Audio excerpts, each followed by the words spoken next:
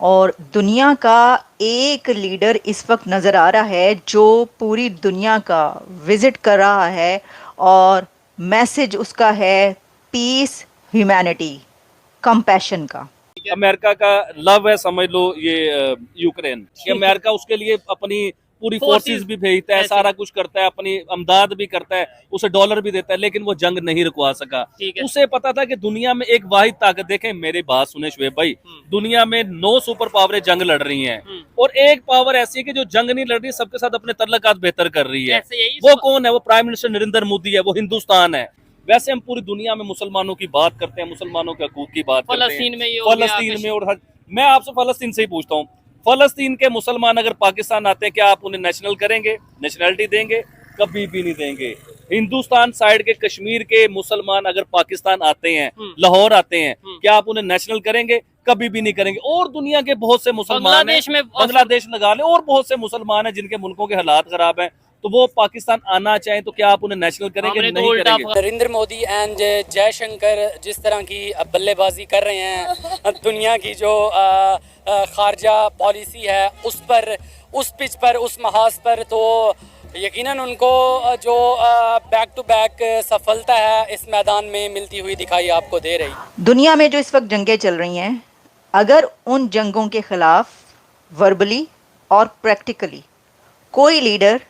दोस्तों पीएम नरेंद्र मोदी इस समय विजिट पर हैं और वो पहले पोलैंड और पोलैंड के बाद में यूक्रेन जाने वाले हैं। और दोस्तों ये जो इनका इस बार का विजिट है, ये जो उनका दौरा है, ये दुनिया में एक खास संदेश को लेकर चल रहा है, जिसमें उनका कहना है कि दुनिया में अमन होना चाहिए, दुनिया में शांति होनी चाहिए, पूरी दुनिया को शांति की जरूरत है, ना कि युद्ध और वार की जरूरत है। इस वजह से ये दौरा उनका काफी फेमस हो रहा है। और पोलैंड में जिस तरह से उनका स्वागत किया गया, जिस तरह से उनको सम्मान दिया गया, वो सब देखने की बात थी दोस्तों। और इसके बाद में खबर ये भी है कि कम से कम 45 साल के बाद भारत से कोई पीएम वहां पर पोलैंड में जाकर विजिट कर रहा है और वहां पर रहने वाले भारतीयों का हाल चाल ले रहा है दोस्तों। और इससे जो वहां पर रहने वाले भारतीय हैं उनके लिए एक बहुत ही गौरवान्वित समय है इस समय, कि जिस समय पीएम मोदी वहां पर विजिट करने जा रहे हैं, क्योंकि 45 साल बहुत होता है और यदि इतने समय में कोई पीएम वहां पर नहीं गया दोस्तों, तो ये एक बहुत ही कहीं ना कहीं दुखद होता है वहां पर रहने वाले भारतीयों के लिए। क्योंकि जैसे आप मान लीजिए कहीं पर हैं और अगर बाहर हैं और आपके कोई अभिभावक आपसे मिलने नहीं आ रहा है, तो कुछ ऐसी फीलिंग इसमें आती है उन लोगों को जो वहां पर रह रहे हैं। तो ऐसे में यदि पीएम मोदी वहां पर जाते हैं तो जरूर उनके लिए ये बहुत ही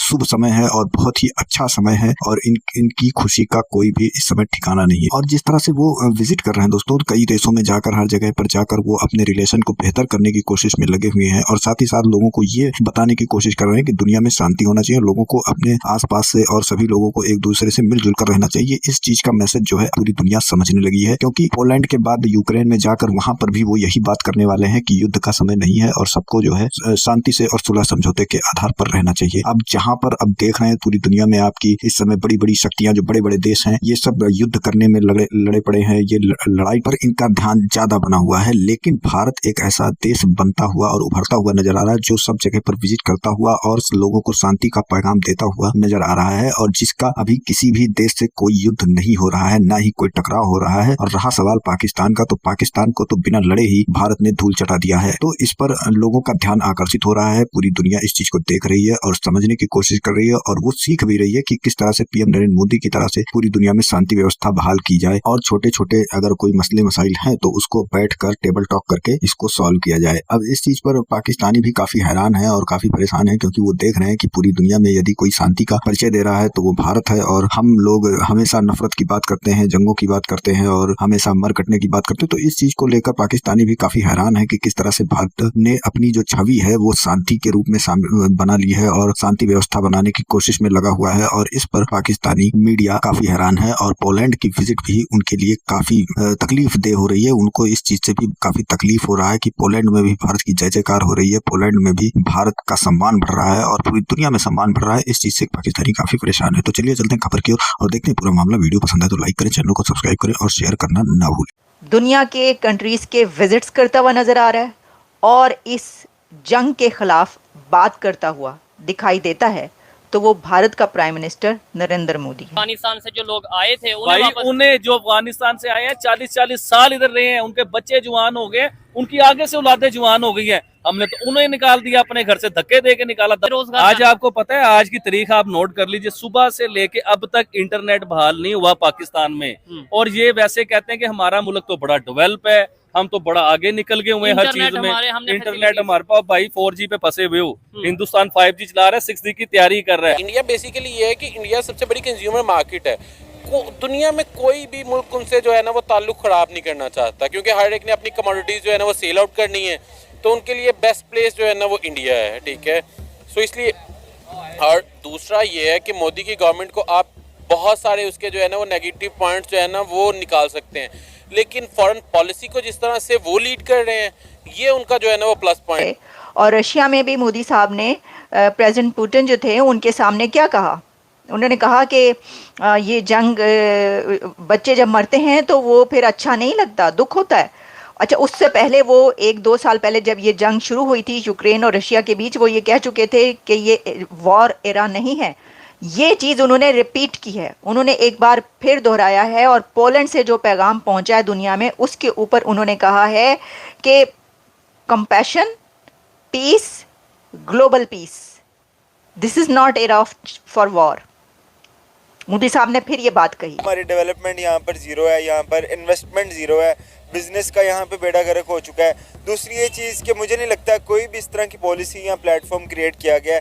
देखें, पहले पाकिस्तान में शायद पिछले दौर में कोई कैरियर फेयर्स वगैरह होते थे, ठीक है, स्टूडेंट्स जाते थे, अप्लाई करते थे, CV ड्रॉप करते थे, काम मिलता था, निकल जाते थे लोग। हालांकि तब इतनी कह लें कि इन्वेंशंस नहीं हुई थी, अब तो काफ़ी प्लेटफॉर्म्स आ गए हैं। जितने भी टॉप के मुस्लिम ममालिक हैं उनके साथ इंडिया के relation as compare to Pakistan ज़्यादा अच्छे आपको दिखाई देते हैं। स्पेशली मैं एग्जांपल दूंगा ईरान की और सऊदी अरेबिया की।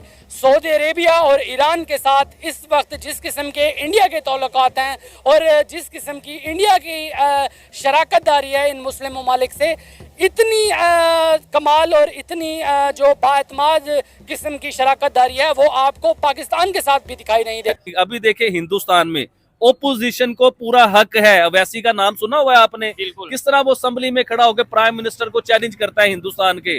मेरी बात सुने, ये होता है आजाद मुल्क।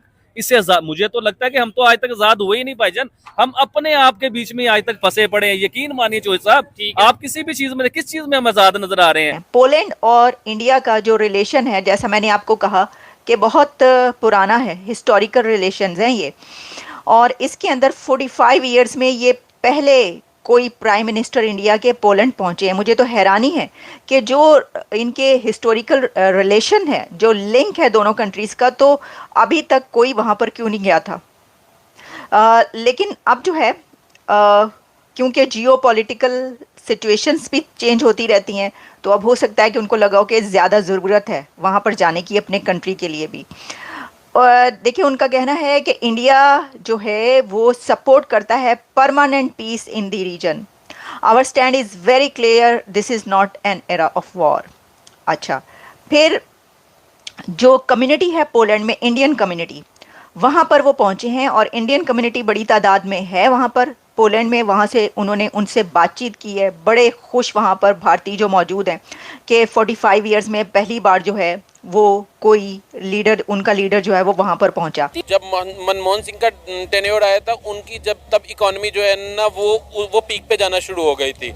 बेसिकली अब उनका ना सिस्टम इतना डेवलप्ड हो चुका है, आप ये देखें कि उनको जो उनकी IT सेक्टर में पूरी दुनिया में जो है ना वो महारत इख्तियार करते जा रहे हैं। उनकी सबसे बड़ी जो है ना वो लेबर फोर्स जो है ना वो बन गई है।